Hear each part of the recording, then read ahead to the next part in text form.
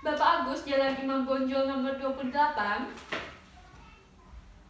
Silahkan duduk terlebih dahulu, Ibu. Selamat siang, Ibu. Saya Selvi Firdaus, selaku apoteker yang bertanggung jawab pada apotek ini. Bolehkah Ibu memperkenalkan diri terlebih dahulu? Saya Ibu Isa, istri dari Bapak Agus. Oh baik, istri dari Bapak Agus ya. Kalau boleh tahu, Bapak saat ini sedang berada di mana ya? Ikut bersama Ibu atau tidak? Tadi ikut Mbak, tapi sudah pulang. Oh, sudah pulang. Baik Ibu, karena ini obatnya untuk Bapak Agus, dari apotek kami menyediakan layanan konseling. Layanan konseling ini bersifat rahasia dan tertutup. Untuk durasi dari layanan konseling ini yaitu 8-10 menit. Apakah Ibu bersedia? Ya Mbak, bersedia. Baik, mungkin untuk kedepannya saya akan memberikan pertanyaan mengenai kondisi Bapak Agus. Untuk selanjutnya saya akan membacakan resepnya terlebih dahulu ya Bu. Resep ini didapat dari Dr. Madeline, spesialis paru. Iya Mbak, benar. Untuk Bapak Agus berusia 45 tahun. Iya Mbak. Kalau boleh tahu Ibu, akhir-akhir ini gejala apa yang dirasakan oleh Bapak? Bapak itu suka sesak nafas dan bunyi ngik-ngik kalau misalkan lagi kecapean. Oh baik, berarti sesak nafas dan bunyi mengik ya Bu ya. Untuk riwayat penyakit, apakah Bapak memiliki penyakit lain atau alergi debu? Iya Mbak, alergi debu. Oh, alergi debu ya. Lalu untuk konsumsi obat-obatan lain mungkin seperti suplemen atau jamu-jamuan, apakah ada? Nggak ada Mbak. Lalu untuk merokok, apakah Bapak merokok? Iya Mbak, ngerokok. Oke, baik. Baik Ibu, saya rasa informasi yang saya butuhkan sudah cukup. Mohon tunggu sebentar ya Bu, akan saya ambilkan obatnya. Baik Ibu, terima kasih banyak sudah menunggu. Ini obatnya ya Bu ya. Obat ini adalah Ventolin inhaler. Obat ini berfungsi untuk mengobati gejala asma seperti sesak nafas. Obat ini itu berupa alat yang di dalamnya ada obat berupa salbutamol. Nah, salbutamol ini adalah obat yang untuk mengobati gejala sesak nafasnya. Sebelumnya izinkan saya untuk mempraktikkan tata cara penggunaan obat ini ya Bu ya. Iya Mbak. Baik Ibu.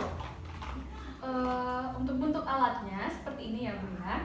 Untuk tata cara penggunaannya, pertama jangan lupa cuci tangan terlebih dahulu. Lalu setelah mencuci tangan, alatnya ini dikocok 3-4 kali. Lalu tutupnya dibuka seperti ini. Lalu jangan lupa disemprotkan terlebih dahulu ke udara. Nah, penyemprotan ini tujuannya untuk memastikan apakah alat ini berfungsi dengan baik serta obatnya masih terkandung di dalamnya atau tidak. Lalu letakkan bagian yang ini diletakkan di mulut. Lalu Ibu hirup nafas secara perlahan. Lalu jangan lupa ditekan 1 kali alatnya seperti ini sampai bunyi, ditekan. Dan ketika selesai penekanan, Ibu hirup secara kuat dan dalam. Lalu setelah itu bisa dilepas ventolinnya. Lalu Ibu tahan nafas selama 10 detik. Setelah tahan nafas selama 10 detik, baru dihembuskan nafasnya. Setelah itu, karena dalam resep tadi dituliskan 1-2 kali pemakaian, maka untuk pemakaian yang kedua, setelah Ibu menghembuskan nafas dari menahan nafas selama 10 detik, jeda 30 detik terlebih dahulu. Lalu lakukan kembali seperti awal tadi. Lalu setelah selesai menggunakan alatnya, Ibu berkumur dengan air bersih.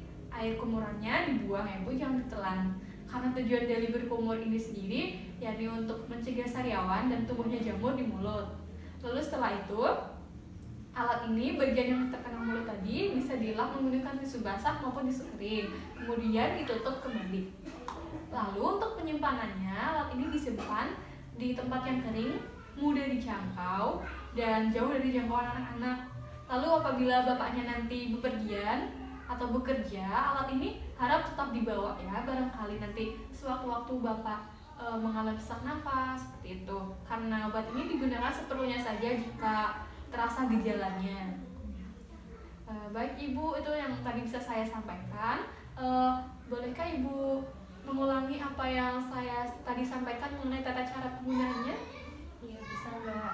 Ini pertama cuci tangan terlebih dahulu. Iya. Terus nanti alatnya dikocok selama 3-4 kali. Iya. Terus nanti alatnya dibuka, dan disemprotkan ke udara terlebih dahulu Iya. untuk mengecek adanya isi atau tidak.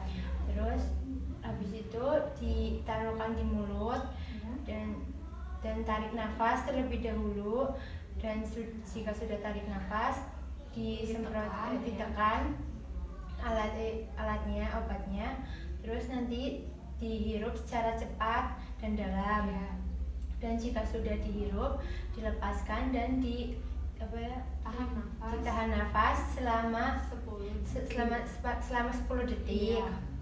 Dan jika sudah 10 detik dihembuskan. Jika sudah dihembuskan, jika ingin menggunakan kembali jeda 30 detik dan lakukan seperti yang pertama, cara yang pertama. Iya.